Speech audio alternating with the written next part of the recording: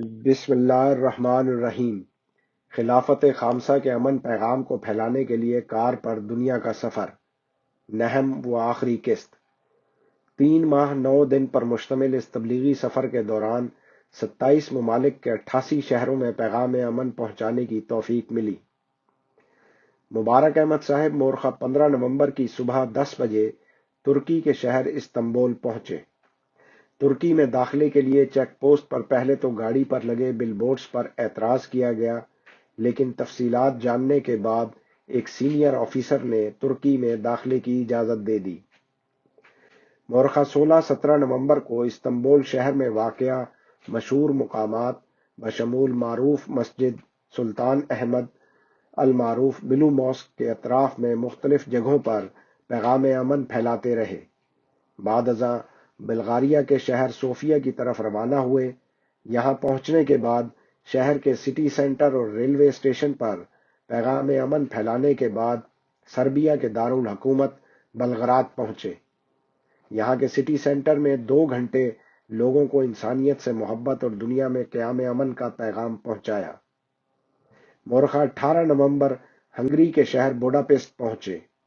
دوپہر کو شہر کے سٹی سینٹر اور پارلیمنٹ کی عمارت کے سامنے لوگوں کو جنگ کے نقصانات اور امن کی افادیت کے بارے میں بتانے کا موقع ملا۔ مورخہ 19 نومبر کو 2 مقامی احمدی دوست شفیق بھٹی صاحب اور زہیب صاحب بھی شامل سفر ہوئے اور سلواکیہ کے دارالحکومت براٹی سلاوا کی طرف روانہ ہوئے۔ یہاں پہنچ کر سٹی سینٹر اور مین ریلوے اسٹیشن کا دورہ کیا، جس کے بعد آسٹریا کے لیے روانگی ہوئی۔ مورخہ 20 نومبر کو آسٹریا میں پیغام امن پہنچانے کے بعد جرمنی کے شہر فرینکفرٹ پہنچے۔ 21 نومبر کی شام 6 بجے فرینکفرٹ سے بیلجیم کے لیے سفر شروع کیا۔ ایک دن قیام کے بعد مورخہ 22 نومبر کو فرانس کی بندرگاہ پہنچے، جہاں سیکیورٹی کے افسران سے کچھ دیر تبلیغی گفتگو ہوئی۔ بعد ازاں بذریعہ فیری ڈوور روانہ ہوئے۔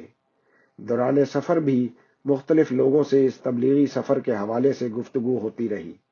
بالآخر رات 8 بجے سفر مکمل کر کے اپنے گھر واقع آلڈرشاٹ UK بخیر و عافیت پہنچے۔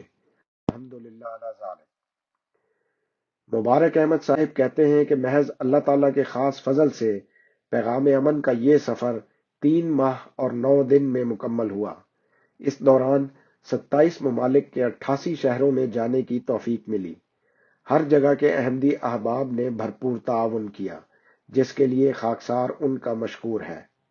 آخر پر موصوف قارئین سے اپنے لیے اور دوران سفر دیگر تمام تعاون کرنے والے احباب کے لیے دعاؤں کی درخواست کرتے ہیں۔ اللہ تعالیٰ اس سفر کے نیک اثرات پیدا فرمائے، آمین۔ آواز و رپورٹ لطیف احمد شیخ، نمائندہ الفضل انٹرنیشنل۔